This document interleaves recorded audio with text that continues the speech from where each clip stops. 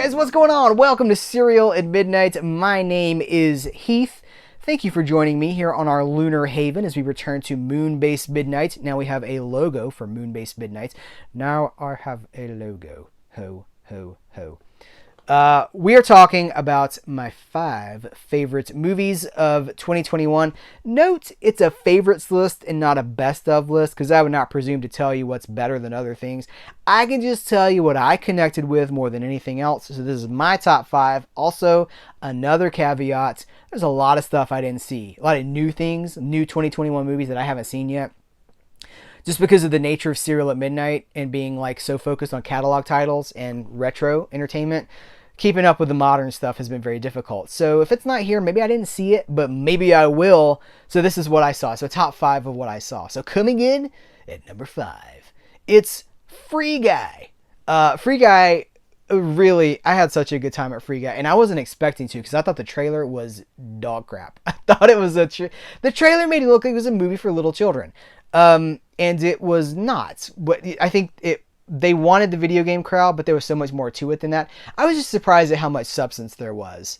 By the way, never trust a trailer. That's Cereal at Midnight. That's our line. It's been a while since we've said that because we've gotten kind of further away from theatrical movies, but never trust a trailer because a good trailer can make a bad movie seem like it's going to be okay, and a bad trailer can make a good movie seem not so good, right? So I had a blast at Free Guy. The themes of the movie, I'm not spoiling any of these movies, but the themes of the movie sort of like kind of the anti-sequel, but sweetly so. You know, Ryan Reynolds, he's a video game character that achieves sentience.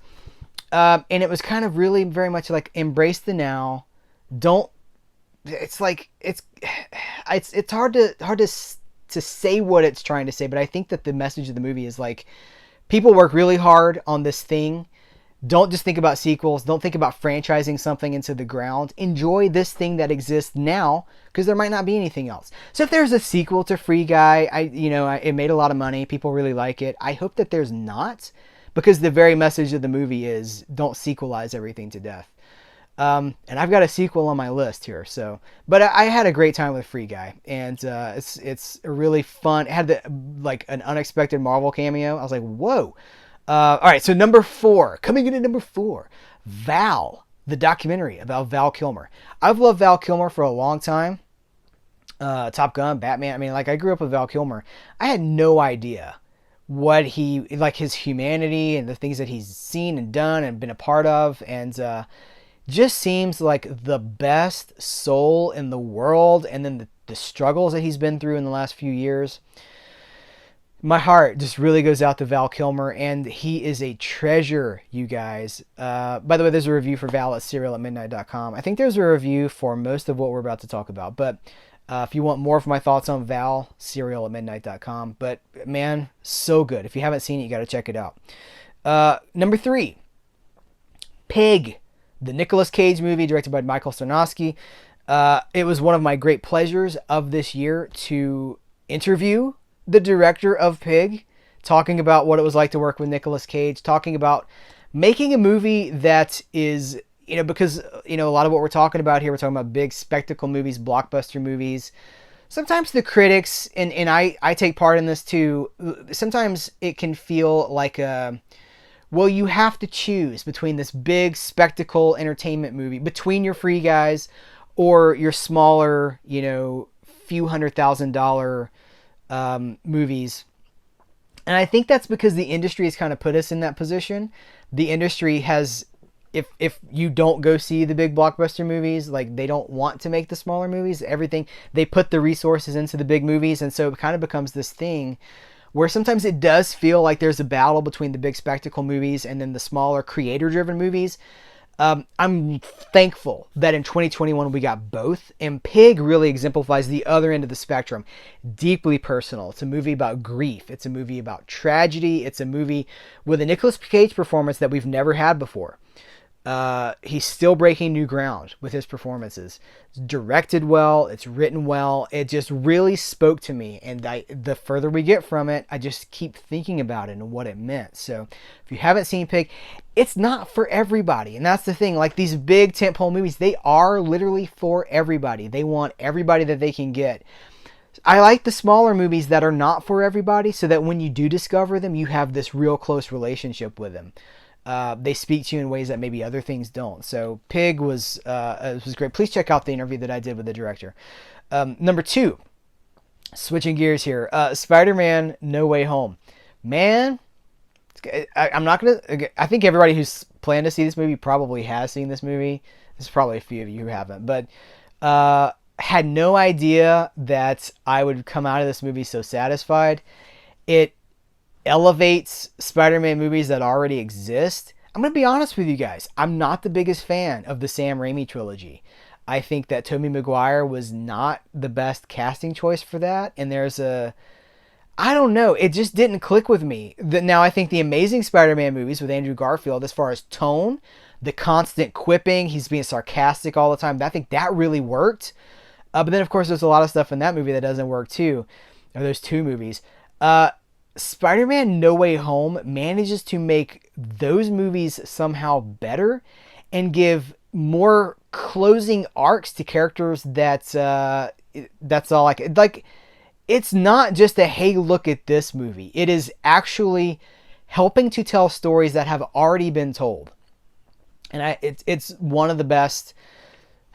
You know, I say a lot when I talk about comic book movies that like no comic book movie has ever really captured the feeling that the comic books themselves give me. Sometimes they do. Avengers Endgame did, especially at the end of the movie when someone does a thing with a thing that they're not supposed to be able to pick up. That taps into the joy of a comic book for me. For the most part, comic books are where my loyalty is, not to the movies, because the movies always have to have sacrifices, right? You always have to have, well, the so-and-so has to take their mask off constantly. The feeling I got in Spider-Man: No Way Home was pretty close to the feeling that a comic book gives me. It feels like very little was like there was very little that they couldn't do. We're at a point now where they're just like, we can do that. We can do that in a movie. I don't always want that. I don't always want that on screen, but I really enjoyed it in Spider-Man. And as someone who has not enjoyed the current phase of Marvel, I did not care for Shang-Chi. I did not care for Black Widow. I have not really enjoyed this current phase of Marvel. But Spider-Man: No Way Home spoke to me like I haven't been spoken to in a Marvel movie since Endgame, I guess. And I love Spider-Man, and a lot of the things that I love about Spider-Man are in that movie. So it's great stuff. My number one. This is my favorite movie. If you've been paying attention for a while, this is not a surprise. My favorite movie of 2021 was The Green Knight. Nothing topped it. It's a movie, I say this a lot, and I'm doing a favorites list, my favorite discs of 2021. I'm filming those, in concurrency with, is that a word? I'm filming those at the same time I'm filming this. And one of the things I keep saying is, this feels like it was made just for me. The Green Knight feels like it was made just for me. It's unapologetically medieval. It does not seem concerned with action scenes or with like, we should speed this up. It's not commercial. I guess that's the word. Consumer. It's not commercial. It's not an easy movie to watch. It's like Camelot in decline. We've got an elderly Arthur who like clearly the glory days are behind him. It's the twilight of Camelot. And Sir Gawain comes into the story, and it just spoke to me on every level. It's dark, it's scary, it's funny, it's whimsical, and again, I feel like it doesn't care if you like it or not. It just is. It feels, I said this in my review at the time, it feels like a Terry Gilliam movie. Terry Gilliam, however you want to say it. The guy from Monty Python, 12 Monkeys, Brazil. It feels like a Terry Gilliam movie in that it just is. It's a director chasing his passion. If you're on board, that's cool. If you're not, that's cool too. Not changing for you.